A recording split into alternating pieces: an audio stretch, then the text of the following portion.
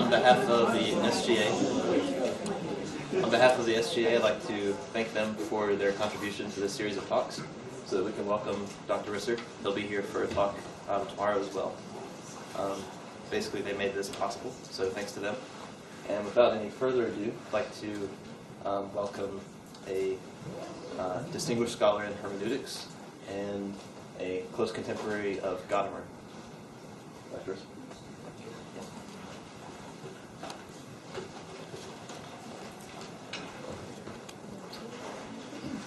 Philosophers aren't known to use PowerPoint, so I'm sure it's going to work fine. But so the title of my remarks is Understanding How We Understand Dialogue and Interpretation. And by way of introduction, what I want to do this evening is to give you an introduction to the philosophical hermeneutics of Hans-Georg Gadamer, a German philosopher who lived the entirety of the 20th century. This painting was by a woman named Dora Mittenzweig, and it was a painting commissioned for his 100th birthday celebration in Heidelberg. The actual size of the painting is 6 feet by 9 feet. It's quite a large painting with Gadamer in his study, and I believe there's a cat there someplace. He loved cats, and he loved the idea of play that finds its way into his philosophy. So Gadamer was...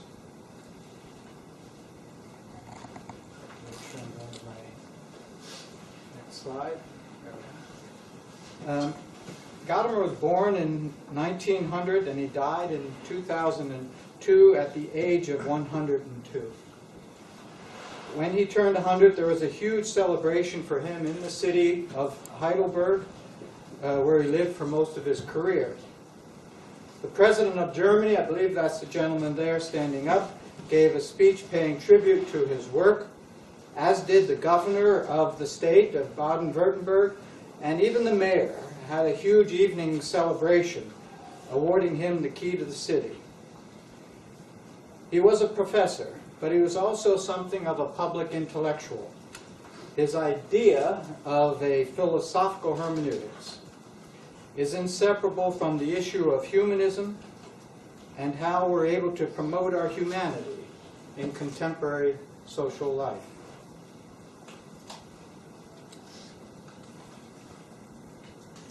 Depending on what your area of studies are, this is Gadamer at the celebration. He's there with Jürgen Habermas on the right.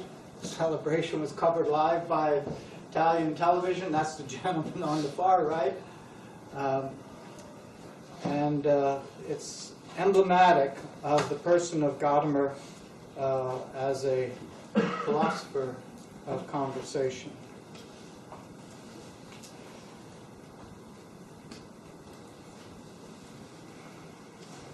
So, as the idea of a philosophical hermeneutics suggests, what Gadamer is known for is his contribution to hermeneutic theory.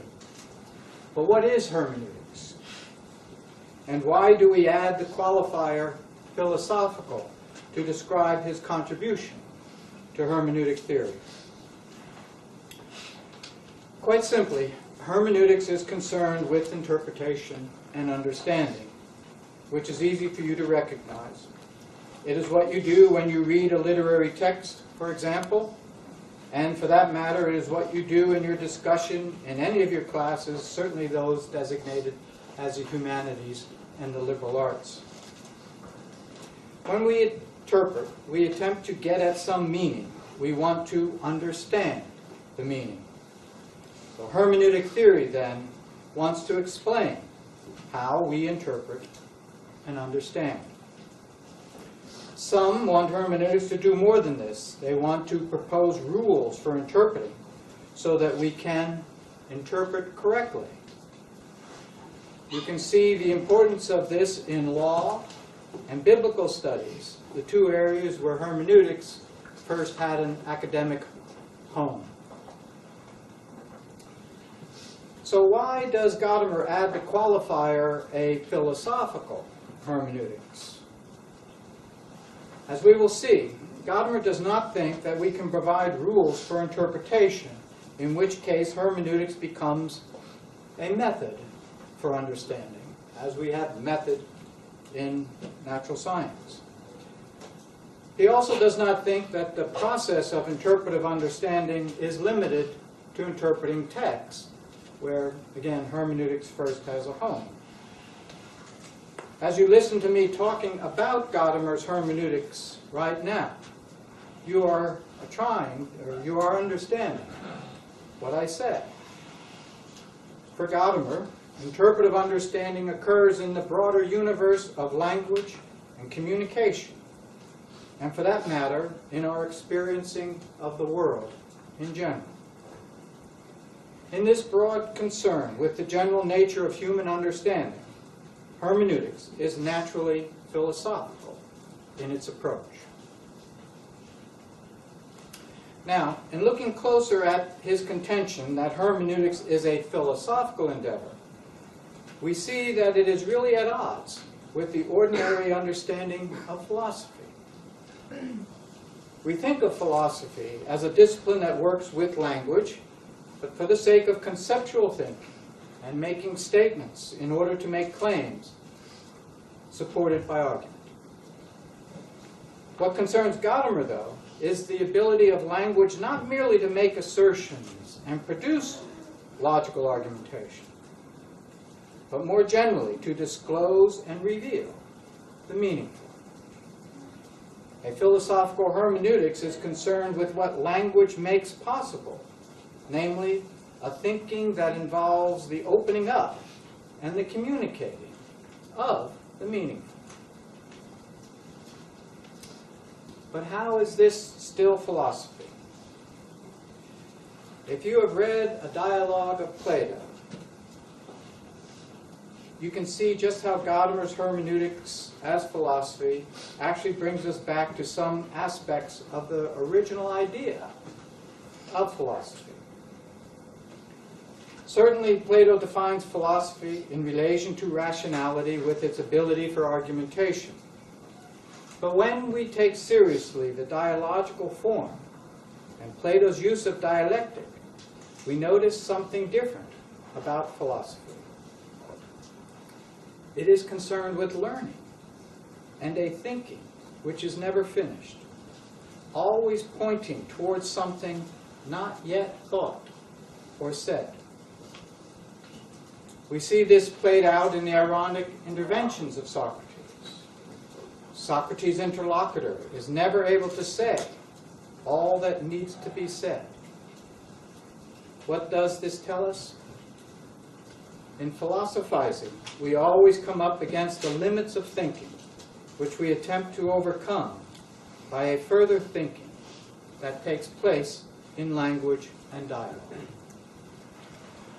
From Plato, we learn that every formulation made to give an account of an idea is in principle surpassable, and the movement of the needed further thinking is generated, as we see with Socrates, from questioning. So too, for Gadamer's hermeneutics. Gadamer sees the need of philosophy to move not just from word to concept, but from concepts back to the saying power of words in discourse as a way of coming to an understanding. This is the rationality that's carried just by language itself. But not just any kind of discourse. What is needed, according to Gadamer, is real dialogical discourse, dialogical conversation, where question is able to bring something into the open. For a philosophical hermeneutics, then, understanding occurs not through a technique that imposes meaning, but through a participatory encounter in the manner of a dialogue that, when successful, is, as he calls it, a communicative event. But notice then what understanding really is. Hermeneutic understanding does not mean that one agrees with whatever or whomever one understands. Such a meeting of the minds in understanding is utopian. Rather, it means that one is able to consider fairly what the other person thinks, and even that the other person could be right. To quote Gadamer, understanding means, first of all, oh, now I understand what you want. In saying this, I have not said that you are right, or that you will be judged to be correct, but only when we get to the point that we understand each other, another human being, either in a political situation or a text, will we be able to communicate with one another at all.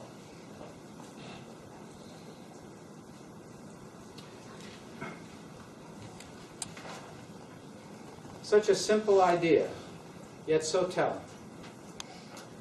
In the effort to understand, we attempt to hear what the other has to say. And it does not matter whether the other is the book we read, a cultural historical event, another culture, a professor speaking in the classroom, or even oneself. For after all, we are strangers to ourselves. When successful, there is communication through language. Not the language of formal statements, of argumentation, but the language of conversation. But we have yet to see exactly how we understand, and exactly how, for Gadamer, such understanding is achieved through dialogical conversation. So I want to step back now and talk about the specific problem of understanding for hermeneutics before talking about how understanding occurs in dialogical conversation. So I have two parts then to my remaining remarks. The problem of understanding. So, you're reading a text. You want to know what it means. You say, this is what it means to me. How, though, did you arrive at this interpretation of the meaning of a text? Hopefully you did not arrive at the meaning in an arbitrary way. What you say it means should reflect the meaning that is intended by the text itself. But where do we find this intention? Is it the author's intention? But how do we know this? And is it not possible for the meaning of a text to go beyond the author's intention? In a museum, in front of a painting. Boy, it really shows the suffering of life in the authors of Jesus. I was talking more about anxiety. I didn't know you saw the suffering. I think you could be right. But it's also the question, do texts really have just that one meaning when we are in search of that author's intention? Isn't there a meaning that's generated between you and the text whenever you read it? These kinds of questions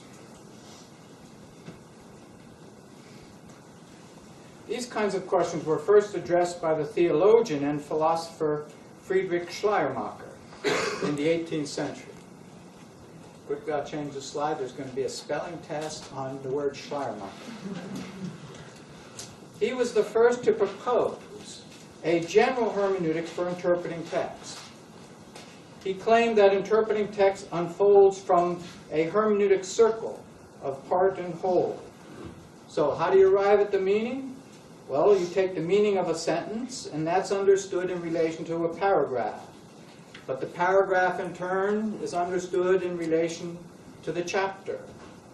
So meaning is derived contextually, in a circular fashion, from the linguistic constitution of a text. The part is revised by the whole, and the whole is revised in view of the parts. Now, Schleiermacher also thought that this dynamic occurred at another level, between the text and the creative life of the author. So for Schleiermacher, understanding is an attempt to get at the spirit that manifests itself in language. But this answer to how we interpret and understand text only points to a broader problem. The texts we read are embedded in history, certainly in the liberal arts. The texts we read are embedded in history, and the uncertainty of meaning is intensified by the historical distance between the reader and the time the text was written. How do we reach across time to understand the past? It was William Dilthey in the 19th century who continued to develop hermeneutic theory in this direction. He wanted to know how we understand human life and the concrete historical world in which human life expresses itself. His answer expands the role of hermeneutics. He draws a distinction between the natural sciences and the human sciences. In German, it's a lovely word, the Geisteswissenschaften, and it just means sciences of the spirit. So now it's what we call the humanities, but at that time it included the social sciences. Anything to do with human expression and human creation. So Dilthey said, and it's a lovely phrase, we explain nature, but we understand life. So the human sciences will use the method of understanding for its discoveries. And Dilthey characterized this method of understanding as a kind of a re-experiencing or trying a reliving that attempts to relate an expression of life, whether it be a text, perhaps a work of art, a cultural event, to a greater coherence. So it still follows this Schleiermachian model in effect, so that the understanding can emerge. Now, the problem that remains for Dilthey is how there can be objective meaning about historical life when the understanding is also involved in historical life. That is what Dilthey is saying, and this becomes so important, as you'll see for Gadamer. We never interpret history from a timeless presence. And no matter what that historical scholarship is, Gadamer gives the example of Monson's History of Rome, classic work in history relative to Rome, because you can tell the time when it was written. So no matter what degree of objectivity that the researcher is striving for, there's a special problem that's presented once you see that we're interpreting historical life from within historical life. It is this problem that brings us to the hermeneutics of Gadamer. Gadamer learns from Dilthey and his teacher Martin Heidegger that we are never in a neutral position when we interpret and understand. This non-neutrality that means that understanding can never be free,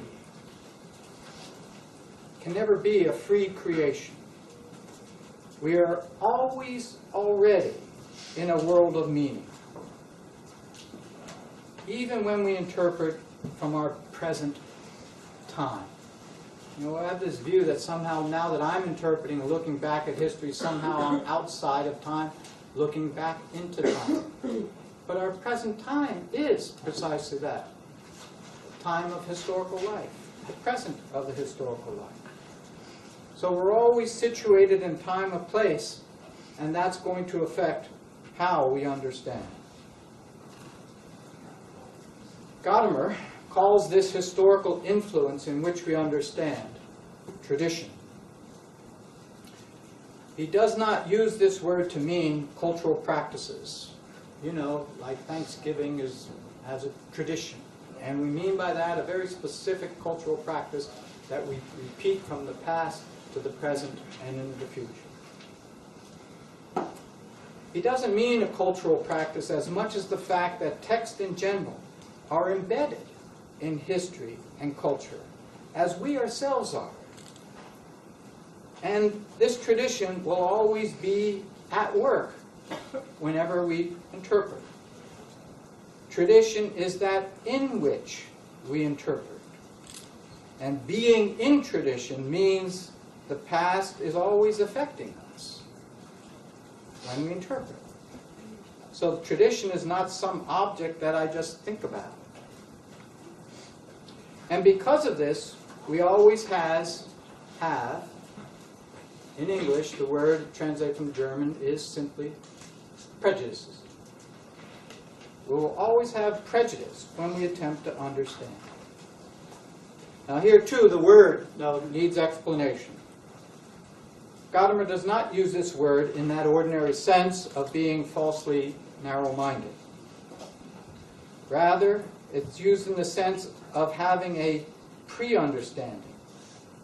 And having a pre-understanding means that you didn't start at the beginning whenever you approach something to understand. So, we're in a different kind of hermeneutic circle. The hermeneutic circle becomes refigured. So Gadamer considers pre-understanding in a positive way as that which actually enables us to understand. I know this, my example I want to give you, maybe it shows how old I am, but anyone see the movie The Gods Must Be Crazy? Don't take us like that. Well, It's a great movie. thank you. It's a great movie. It's about a tribe of Bushmen in the Kalahari Desert. And now it's coming about a Coke bottle drops out of an airplane and it goes to the desert. And what do? They don't know what the heck this is. But what are you going to do if that would be a situation? You would naturally draw on how you understand things to begin with. So they thought of maybe it's a craft tool or something, or they took it off and some artifact and tried to play music with it. You can't be neutral. You always approach something from where you have always been, even when you're trying to be honestly objective. Now, having prejudices has a deeper significance for Gadamer. The prejudices we inherit from tradition are at once the condition for the possibility of understanding, and at the same time, its limits. Let me give you a trite example that gets away from the point a little bit. But if you only knew English language and someone came in here and gave a lecture in Greek, and you didn't have any prior association with any possible meaning of those Greek words, you wouldn't understand anything. So when you have some prior familiarity with something that you don't understand, that's actually your entrance into being able to understand what you don't understand. So, but in this prejudice, we often think that we can simply, for objectivity, put our prejudices aside when we want to understand something in a fair way. But Gadamer insists that we may not always know what these prejudices are. And it is this that's generating the dynamics of interpretation for Gadamer. You know, we don't always know what's influencing me and going on behind my back. The prejudices are not simply an opinion I might have about contemporary politics or contemporary life. The prejudices, the prejudgments are these things that shape me, from which I orient myself in the world. So it's going to show us how it generates a certain dynamic of interpretation, and not just the dynamic of interpretation. It's going to point to the importance of dialogue for the act of understanding.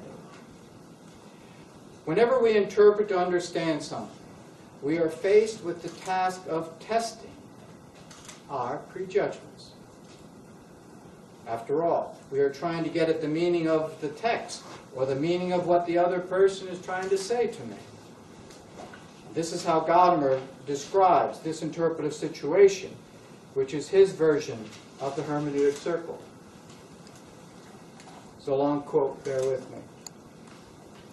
A person who is trying to understand a text is always projecting a meaning for the text as a whole, as soon as some initial meaning emerges in the text.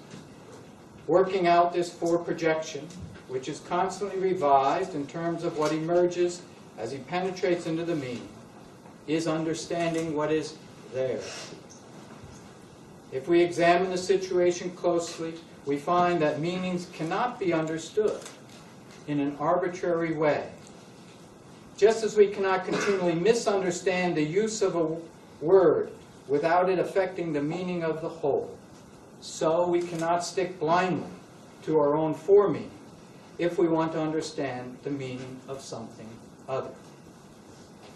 A person trying to understand something will not resign himself from the start to relying on his own accidental foremeanings. Rather, a person trying to understand a text is prepared for it to tell her something. The important thing is to be aware of one's own biases so that the text can present itself in all its otherness and thus assert its own truth against our own foremeanings. So exactly how do we test our pre-understanding? And this brings me to the idea of dialogical understanding and the character of language appropriate to it, my last set of remarks. Let me begin by emphasizing Gadamer's basic position. We want to understand. When we want to understand, we are not trying to gain a mastery over that which is to be understood. We read a text, look at a painting, listen to someone speaking in order to understand the meaning being presented. As you might have gathered so far, the one who wants to understand is not constructing that meaning. There is no objectifying method, but an encounter with something that's strange or foreign. That, in order to be understood, will require the interpreter to risk his or her own understanding in the process. This kind of encounter means that narcissism, that constant reference to the priority of the I, that so dominates our culture and how we actually read text, he thinks is out of place here. This kind of encounter also means, at the same time, that there is no disinterested spectator detached from the very concrete experience of what is to be understood. To read a text, to understand it, you are absorbed in the reading. This involvement has the character of a conversation. So there are four features that I identify as hermeneutic conversation. First, interpretation as conversation requires openness. This openness is acquired precisely by willing to be humble rather than dogmatic. Think of Socratic. I assume everyone is familiar with Socrates to some degree. Think of the Socratic humility, even sometimes when it's being played out sarcastically. Gadamer writes,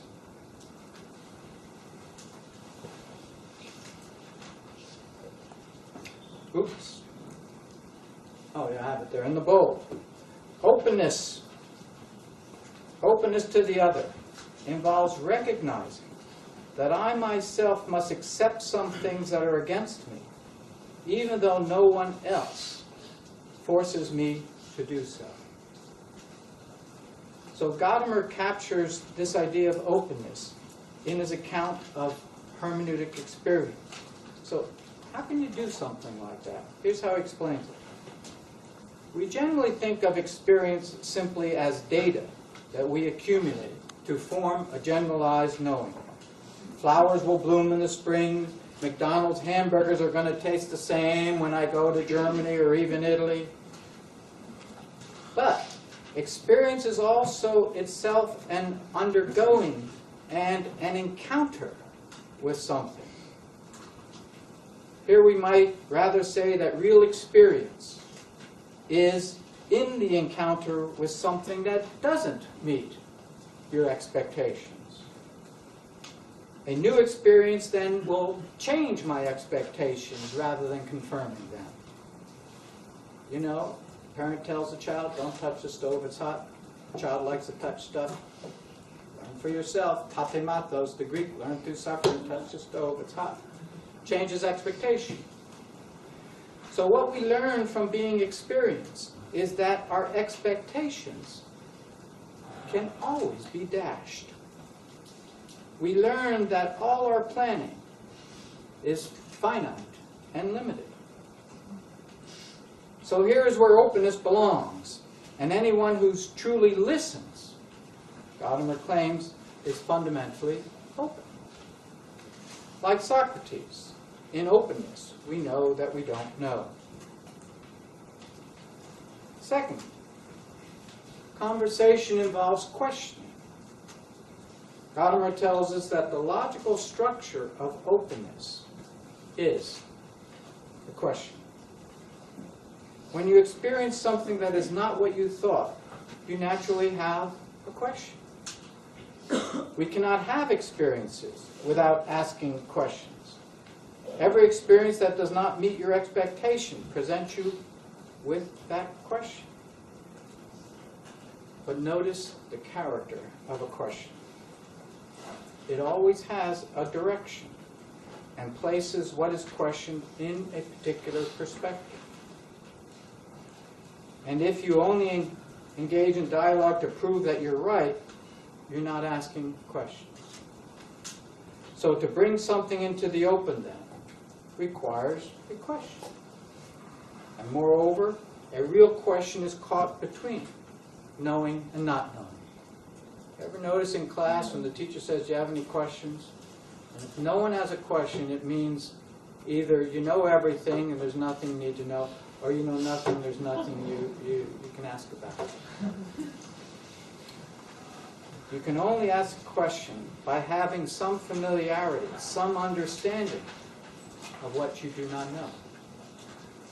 And often our questions do not come from ourselves, from the questioner, but from the shock of things that do not accord with our expectation. The question presses itself upon the question. Now, what is at stake in this dynamic, though, is more than just the ability of the interpreter to have questions. For Gadamer, the spirit of Socratic humility goes all the way down in a conversation. In an essay from 1989, Gadamer remarks how it is that we live in conversation not just to understand the other person, but also because, he says, our own concepts threaten to become rigid. His insight here is that the problem is not me trying to find out what's going on over there, that I don't understand the other person. But he says, we don't understand ourselves when we seek to understand. So for this reason, when we attempt to understand the other, he says, we must break down the resistance in ourselves if we wish to hear the other as other. When we attend to the other in conversation, we are not only able to recognize in principle the limitation of our own framework, but also to go beyond one's own possibilities of understanding. Third, conversation enacts understanding by having what he calls a spirit of its own. Difficult notion here. At the beginning of the last part of his major work, Gadamer describes conversation this way. We say that we conduct a conversation, but the more genuine a conversation is, the less its conduct lies within the will of either partner. Thus, a genuine conversation is never the one that we wanted to conduct, Rather, it is generally more correct to say that we fall into a conversation, the way one word follows another, with the conversation taking its own twist and reaching its own conclusion, may well be conducted in some way, but the partners conversing are far less the leaders of it than the led. No one knows in advance what will come out of a conversation. So Gadamer says that understanding is like an event that actually happens to us. Notice the shift away from the active voice. Even when we are understanding a text where there is no actual person speaking. This spirit of its own is a liveliness that is not simply the result of dialogue as question and answer. As odd as it may sound, there is the liveliness within language itself. And Gadamer calls conversation living language as a way of expressing this liveliness. We can only understand this if we do not think of language simply as something where we're representing our thoughts, or that we think of language as an instrument that we use and control. Gadamer says we always find our thoughts in language. All thinking aspires to become word. But we just don't make language when we do that. We find ourselves in language, just as the child in language is in language before he or she speaks a first word. We always think that we speak as if we're beginning to speak for the first time. But we always speak as a response to something that has already been spoken. And even the case of the child has been with language and has heard speaking well before the child speaks the first word. So really, when I was describing tradition earlier, Gadamer just wants to say tradition is language. Tradition carries us in our historical life. It carries us in a kind of an effort by which there is some relation of commonality between us. So, in understanding, we're in search in language for the right word, and when we're searching for the word, where do we go? Not outside language, but within language. And here's how he describes this search in the liveliness of language. In speaking, every word has an inner dimension of multiplication. Every word breaks forth as if from a center and is related to the whole. Every word causes the whole of language to which it belongs to resonate, and the whole worldview that underlies it to appear. Thus every word, as the event of a moment, carries with it the unsaid, to which it is related by, notice the word, responding and summoning. So when we are in a dialogue, we do not just use words. We find the words to say what we mean. There seems to be an unstilled desire for that appropriate word when we're trying to understand. Fourth and finally, let us consider the outcome of a successful conversation. Ultimately, a successful hermeneutic conversation is something like a communal experience. It is comparable to an act of sharing. At one place, Gadamer writes, and I'm going to give you a German word here. He says communication, and the German is Mitteilung. And Gadamer says communication, he's speaking German, Mitteilung. What a beautiful word. It involves the idea that we share. And the German there is the, should have put it up here, teilen. So the communication, Mitteilen, sharing is teilen. So communication, what a beautiful word. It involves the idea that we share something with one another that does not become less in the sharing, but perhaps even grows.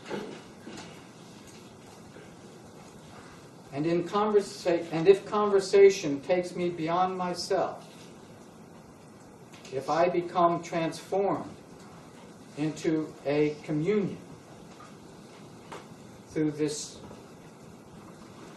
act of sharing, it takes me beyond myself, I am going to become different by virtue of this communicative event, this act of sharing.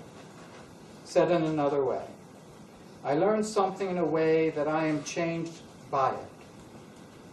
Again, Gadamer writes beautifully, to reach an understanding in dialogue is not merely a matter of putting oneself forward and successfully asserting one's point of view, but of being transformed into a communion in which we do not remain what we were. End quote. And because of this transformation, I'm repeating myself, when we understand, he thinks we're always understanding differently. This idea that hermeneutic, and I'm concluding now, this idea that hermeneutic experience is tied to participation and the possibility of being in common by virtue of language has, for Gadamer, social implications. That is, he thinks hermeneutic rationality is at once the exercise of our social and political rationality. For Gadamer, this common world by virtue of language, this common world in which we live, is not a world that simply is going to erase differences and make us all the same. Quite the contrary. Participation does not mean agreement. It only means that communication and understanding are possible. When writing about our contemporary times, Gadamer often spoke about the importance of solidarity. In using this word, he did not mean to suggest that we must all be like-minded, but quite otherwise. In an essay on speaking about the diversity of Europe, Gadamer wrote, we may perhaps survive as a humanity if we would be able to learn that we must not simply exploit our means of power and critical possibilities, but must learn to respect the other as another, whether it's the nature or the grown cultures of people and nations. And if we would be able to learn to experience the other and the other as the other of ourselves in order to participate with one another. Thank you very much.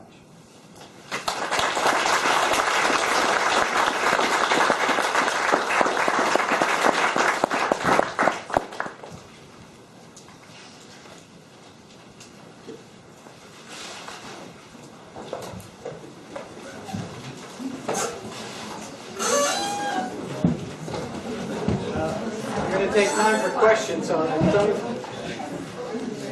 Sorry.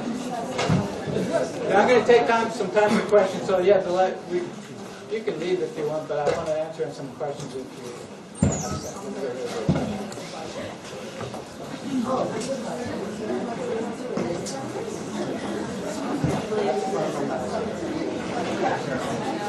After break.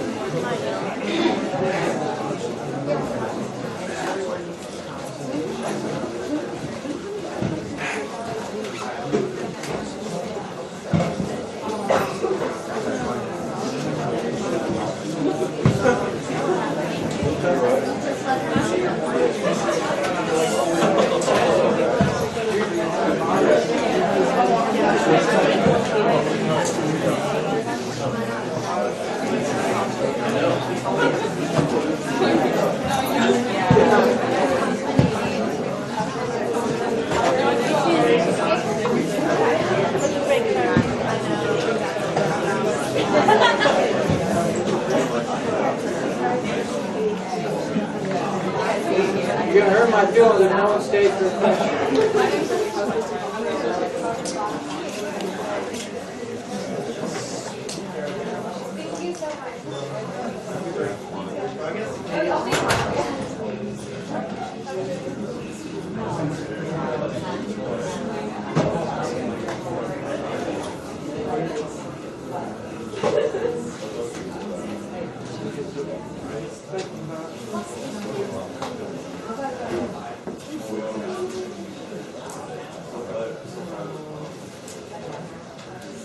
Okay, now we have the quality group. So go around.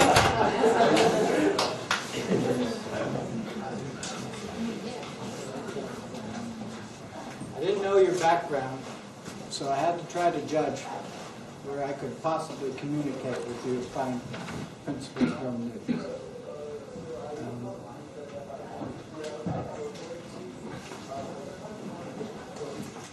I have a question about, I guess, the character of the conversation. I guess the Mo's expression has gotten there. I mean, I feel like mainly we've talked about it in the sense of words. We're trying to find that right word to use to make ourselves understood, to understand someone else, to open ourselves. But I'm wondering about other ways that we communicate with one another through gesture, through picture, through what might be sound, but not linguistic sound, and what role that might have in our conversation with each other, in that communion that we're. Right. Good question. Now, it's interesting you use the word gesture, because, gesture is that phenomenon that's between image and strict language. You could even say gesture is the beginning of language, because if I want to go like this, in effect, you could say that's a sign. It's already language in a way, but it's not. It's a kind of a spatialization of language. Now, and we should also, let me go to the end of your remark when you talk about just looking at something. The question of interpretation itself enters, I think, Gadamer would say this and other phenomenologists, it enters already at the level of perception. There's no pure perception. I don't just see the table, I see the table in the room and so on. Now, whenever I have something that's already a complexity, and even in art, I wonder if it's not always languaged in some way. Now, Gadamer actually has a special word for that. So he's not going to say everything is language. There's not simply some kind of just a linguistic closed universe. But he talks, the word I want to use, a German word, if you know anything, so the German word for language is Sprache. But he uses this word Sprachlichkeit, and it almost defies English translation. Some people have translated it as linguisticality, and literally it would be the languageness. So I'd say the languageness of art, the languageness of painting, the languageness of music. So that when music I think is a harder category. But certainly for painting and the plastic arts, Gadamer thinks that that's language in some sense, because as soon as we want to talk about it and say what it means, you're in language at that point for certain. The question would be whether you would look at some pure way at that painting, pure perception, that wouldn't already be language. See, that's what I think the hermeneutic gesture goes all the way down. Once I started understanding language, not just this thing here, but almost like something that's tied to culturation, then even paintings are language in that sense. There's nothing unmediated by that, right? Languageness. Yeah. If I wanted to defend Gadamer more strongly, I would just limit the universe. I would say it this way.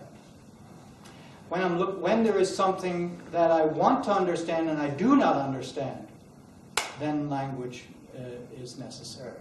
So I could look at this painting in the sheer looking and say, yeah, I think I see some meaning there, and then so you already have a question, and then you're already in that more overt language universe. One more follow-up. Is that sensation, or that if we're looking at the painting, we can stay there, with that aesthetic, maybe sensation, that feeling itself there, or is that for him, or does that have the quality of languageness, or is that prior?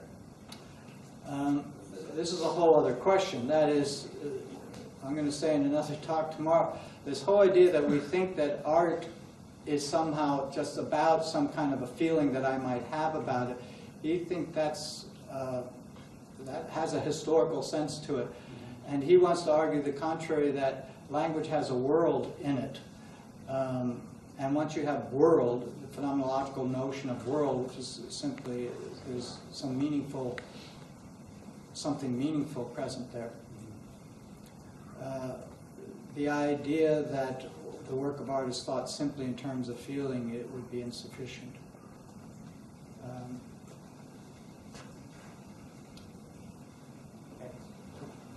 I could expand it. Let me see what else we have. Yes, sir. So you briefly touched upon how some people want to take it further and set like a standard for interpretation. Are there any like universally agreed upon standards for interpretation, or is that more of like an open discussion? I would like to thank you for that question, because after I prepared my remarks, I said this is just a little bit too stuffy, but I'm a little too German. I have to have a text in front of me. But the issue you're raising is a good one, because it's really this. For so long, I mean, when we interpret, we want to know that we're getting it right. And that idea of right means it's correct. And when we say it's correct, then we have some measure of adequation for it, and that's what method really does. It's really trying to establish a criteria that you can say, that's a good interpretation, that's a bad one. And Gadamer's radicality is to say, there's no method. And he says, well, then how do you get a meaning at all? Is it just willy-nilly? And you say, no, it's not willy-nilly. And his in-between thing, Richard Bernstein at New School wrote a book on this, and he called it Hermeneutics, Gadamer's Hermeneutics between Objectivism and Relativism. And he wanted to say, for Gadamer, you can't get pure objective meaning. But that's what we're always shooting for. When you read a text, you want to get at what it says. You just don't want to get at what it means for you. But he says, I can't without artificially introducing a method for that. So I can't do it, certainly by author's intentions. And when you start looking at the complexity of this hermeneutic circle, it breaks down in some ways this way. When you come to the text as a reader, this gets to the idea of the prejudgment. You come to it with, you're trying to discover the question of the text and find the answer, and that's how you arrive at meaning. But you're coming it in terms of what he calls the application. It's some relation to you. And that changes the whole thing, and that's what takes away this pure objectivity. So within that, he's going to say, but this is the function of dialogue. Dialogue, when it is really carried out successfully, has a way of trying to take care of that element that makes it subjective. I'm involved in this. And get at the meaning. But it's not something you can get in advance. And that's what methods do. Methods give you the criteria in advance so that if my next step is follow this according to the method, I'll get the objectivity. So this is why Gadamer is also calling it an event. You get involved in it. And depending on that interaction, the meaning can be different. But it's still trying to get at the meaning of the text. So it's not relative as much as it's about a relation of multiplicity to unity. There is the one text, and it can say things in several ways. Thank you. Yes.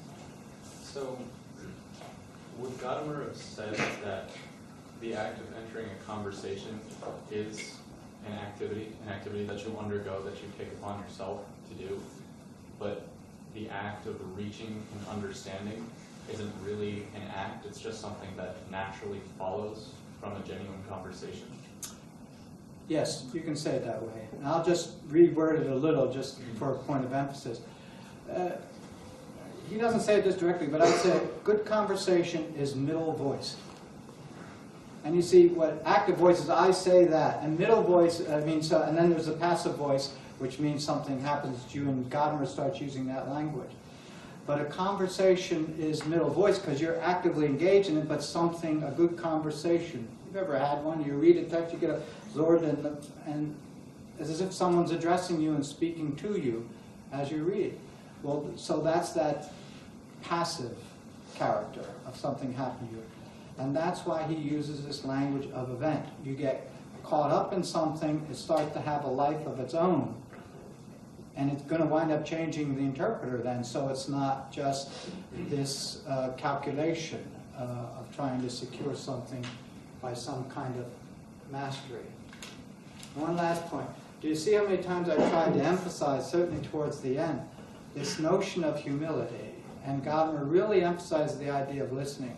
So the emphasis in the act of understanding, it is really this person that wants to understand, this is where the real experiment is going on. It's that willingness of me interpreting something to seeing that I may not be right. And so I'm testing myself, not just testing whether that meaning over there is the correct meaning. Okay, thank you. Yes, in the back. I was wondering what you would say to having people with different fields of experiences learning like an objective truth, something like science-based. Like everybody knows like what water is and like basic things that can be understood without different interpretations. Right. Or is he mostly focused on like the social sciences? Yeah, I would rather say, okay, he's more focused on the social sciences, but I'd rather say he's really focused on questions of meaning. Now see, your example at the front end of your remark wasn't really about a question of meaning. So I guess I'm reaffirming where your answer was at. So if I ask me to explain a sonnet of Shakespeare, I can say, you know, it was composed by Shakespeare this year, it's this many lines, and this is what makes a sonnet. But if I say, well, what did he mean when he wrote that? You know, what's the meaning there in that line? That's that openness by which there's going to be differences.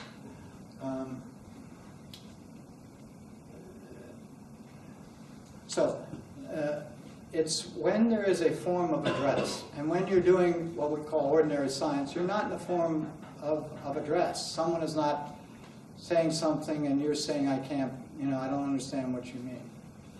I was going to try to say something now about Kuhnian and natural science and show you at least there's still elements of interpretation. When you have certain paradigms that shift in the way we even do things. So I want to at least, at some point, we can even pose questions about what constitutes normal science and the degree to which there might be some elements of interpretation there. Because a lot of times in science, the objectivity is that the scientists kind of agree. You know, so there's some wiggle room there. Last comment, but to go back, it's hard to not see it, but I'm trying to present Gadamer as saying he's also not talking about a relativism. So how can he have that in-between spot is what he's really looking for. And when you look more at something like history, you see it. Why, for example, at what point did certainly some American historians go back to read our founding fathers in terms of their love life? You know, they didn't do that. When I was a kid growing up, you know, I'm so old that we missed. You know, George Washington didn't tell a lie. That's all I know. But you know, now we look at you know who Jefferson slept with and things like that. So that's a difference. You know, and it's about the possibilities. First of all, the phenomenon was not fully disclosed, but it's also about possibilities of meaning that you come to by virtue of the questions you're kind of asking. So I still like to think there's an objectivity within that, but not the, you're correct, not the same objectivity as science. Yes. How would you explain what intuitive understanding is using some of the content? I mean, is it just what happens when perfect communication happens and intuition is a result, or how would you? I'm not sure about intuitive understanding. Let me give you my worries. And I should also tell you, not that I'm setting myself up so you like it to start, I teach in a graduate clinical psychology program, and so they'd always talk about notions like intuitive understanding. I'm not so sure what that would be, and here's why my worry. I wonder sometimes when it's like empathy, sometimes we're thinking we're being empathetic, and what we're doing when we're being empathetic, we're projecting ourselves onto the other. So, at least for Gadamer, I'll go back to the remark I made earlier, when there's a question, there's no intuitive understanding. Once there's, what does that mean? When you're there, you know, you're beyond intuitive understanding. Now, so let's go back and try to make the case for intuitive understanding. What would that be? If someone comes into the room and goes like that, so you don't have to say a word, I know you're not going to listen to me. This is the gesture, you know, like no one's going to listen. So I'm not even sure what an intuitive one is. That is an unmediated understanding. So if you could help me with examples, I appreciate it. I don't want to put the onus on you. I'm the one giving the talk. But because intuition precedes like rational thought in your head, kind of. So how would you describe what an intuitive understanding? can you give me an example of intuitive understanding? I mean, yeah, you give a good example. Somebody walks in and you instantly, but then I see your point. You're just projecting your own thought of, okay, that's my judgment that he's not going to listen because he has to trust. So I'd grant that there are some things that come to us. Let me say, see, I even made when I was talking about perception earlier, I was trying to make perception complex. I don't, you know, that's all kinds of relationships of meaning that are embedded even when I just look at something as I'm trying to look in a straightforward, simple way. So I would rather say you have a sense of something on that intuitive understanding. You might have something like a hunch about something. And there's actually a Heideggerian that works in the field of psychology, Eugene Genlin, and he talks about it that way, so that he calls it a felt sense.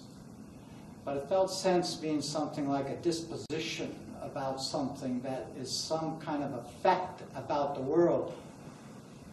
But that effect gets worked out when it's not fully understood. Its full understanding requires language and mediation. So maybe even one last comment that the intuitive understanding maybe could be something like an affect, but you're not sure exactly the meaning of the affect. Maybe, I'm sorry, I repeated myself the wrong way. Something implicit that can be made explicit. And once I'm in the explicit, I'm starting to mediate something. Polanyi, an old scientist, shows my age as well, talked about a tacit understanding. And he meant by that something that was kind of implicit. But I don't know if he'd call it intuitive.